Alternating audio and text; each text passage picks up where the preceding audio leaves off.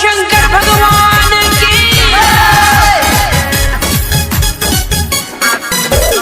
माँ Gayatri recording studio DJ हरिओम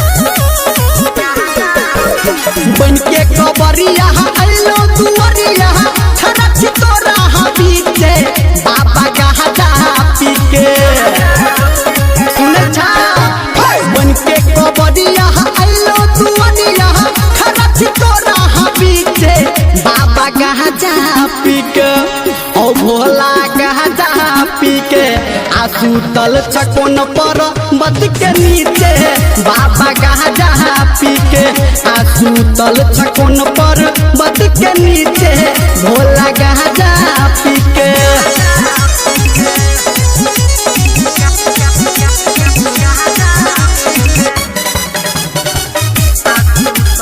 DJ हरिओम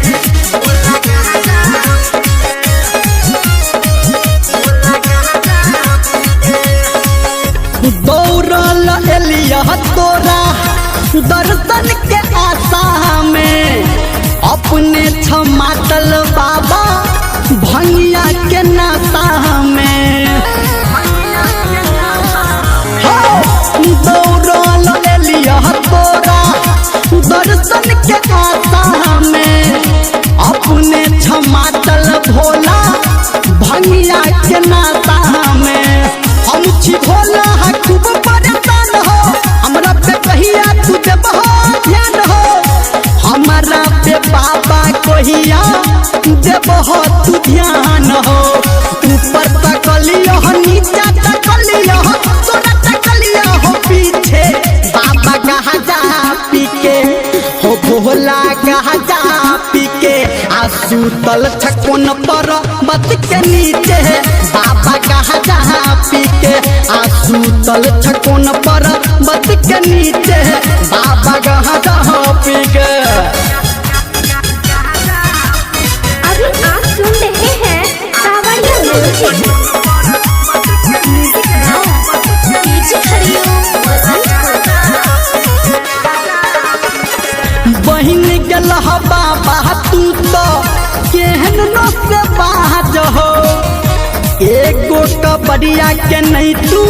सुनै छ आवाज हो हे हो